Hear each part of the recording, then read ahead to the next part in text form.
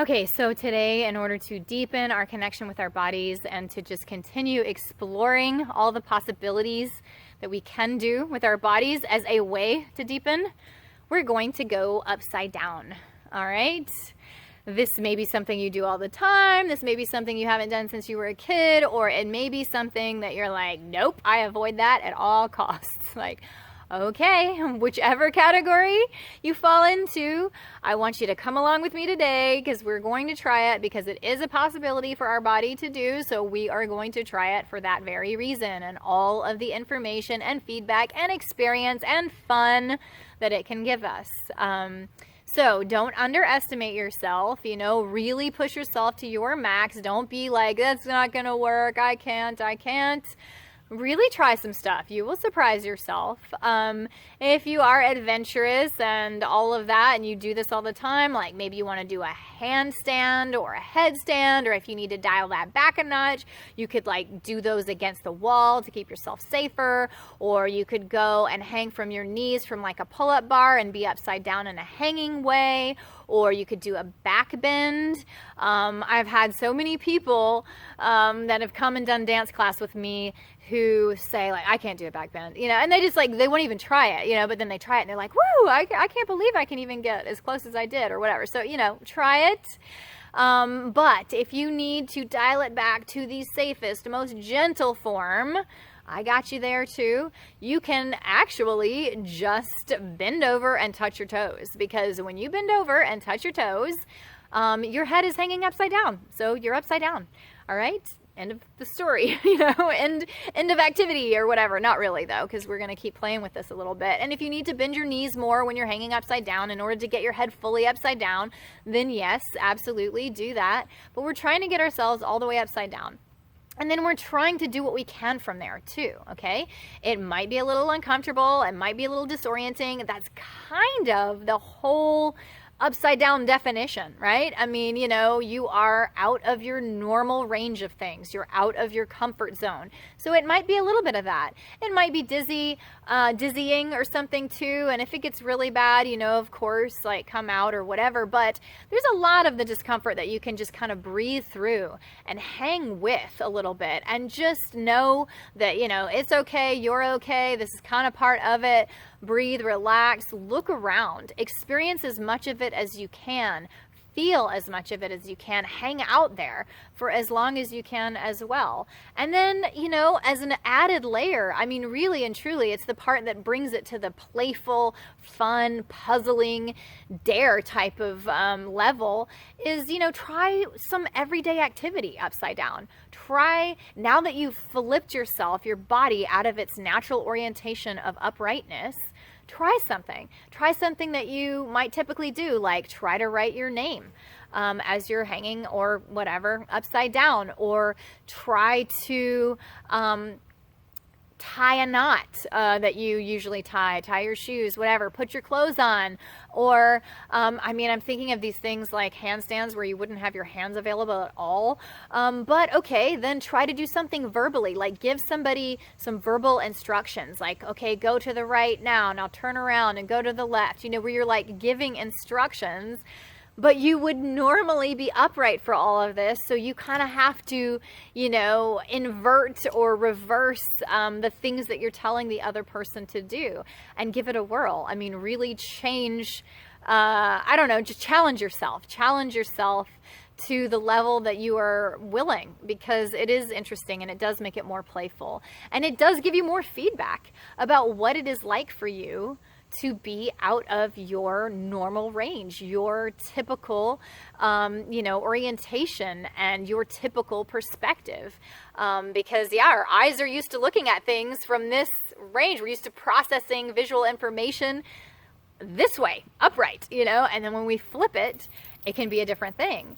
And I love that there's so much beautiful metaphor in that. I mean, there's so much metaphor. I actually did a whole episode at Life is a Metaphor podcast that's all about this going upside down element, because there's just so much in it. We even have like sayings in our culture that we use on a regular basis, like flip your whole world upside down, because we know what that means.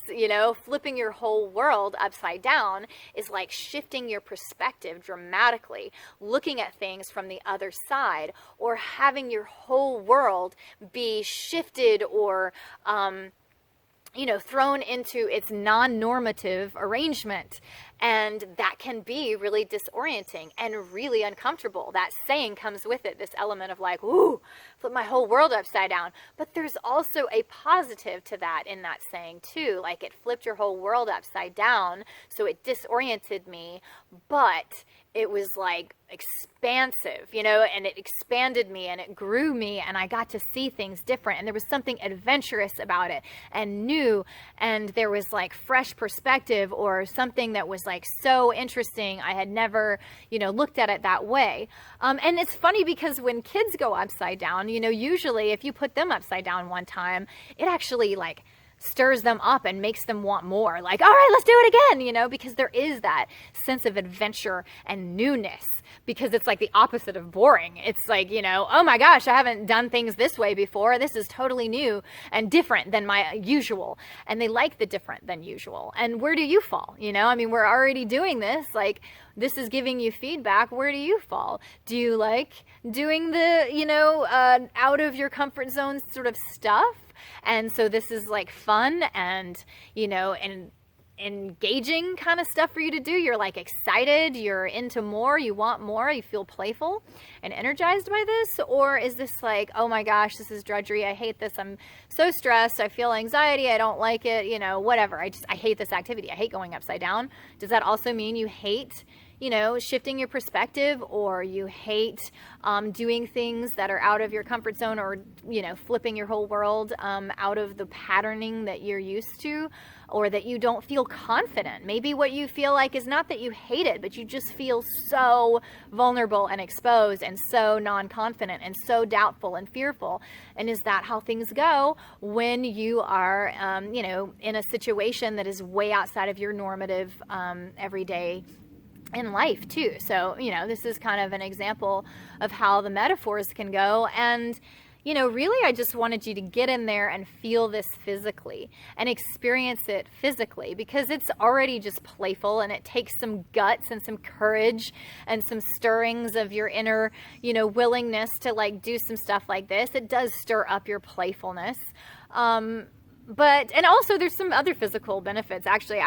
Just the stuff that you hear them kind of bragging about in yoga class. And I don't mean bragging like in a bad way. I'm just saying like they sort of, list these benefits in yoga class of, detoxifying the blood, or, having a good effect or an exercising effect on the circulatory system, because our body is usually, upright, and our organs and our blood circulatory system is used to operating with certain forces of gravity, pulling them this way. And then when we flip that, it can have a therapeutic, a relieving, and even an exercising effect on our organs or our circulatory system, because we've now shifted the gravity and the pull a different direction.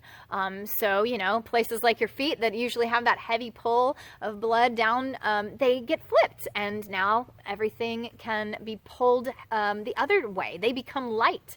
So there's that. There's always benefit in having things reversed, because they can be relieving and offer something different. And that's metaphorical too, that can be a part of this. But like I said, the metaphor is the juicy stuff that you can play with on top. I just really wanted the physical experience to sink in, because it's playful and it's a game. And then, that's the beautiful thing about our bodies, and doing things in our bodies and experiencing things in our bodies. It always tends to offer us information about the self, because, some people say that the body is a reflection of the self and all of that kind of thing. And that's beautiful. And I find it to be true in lots of cases. Usually when I do things with my body and see how they go and feel what my experience is like there, it can be really informative about myself as well. sometimes it's off. Sometimes it's the opposite. Sometimes it's like my body reflects the exact opposite, you know, of what I experience in myself. But it gives you a reference point to start looking at those things immediately. But anyway, I hope it's fun. I hope you're willing to go upside down. I hope you see things literally from a totally different perspective, upside down. I hope you can laugh at it and feel some silliness in it and feel a little like a child. I mean, in a good way, because that's that level of willingness where everything is fresh and new. And as long as they're getting new information and discovering new stuff, they don't care if everything was flipped upside down. They don't care if it's totally outside of their norm. It's exciting that it is. And they just like want more. So, all right, see how it is.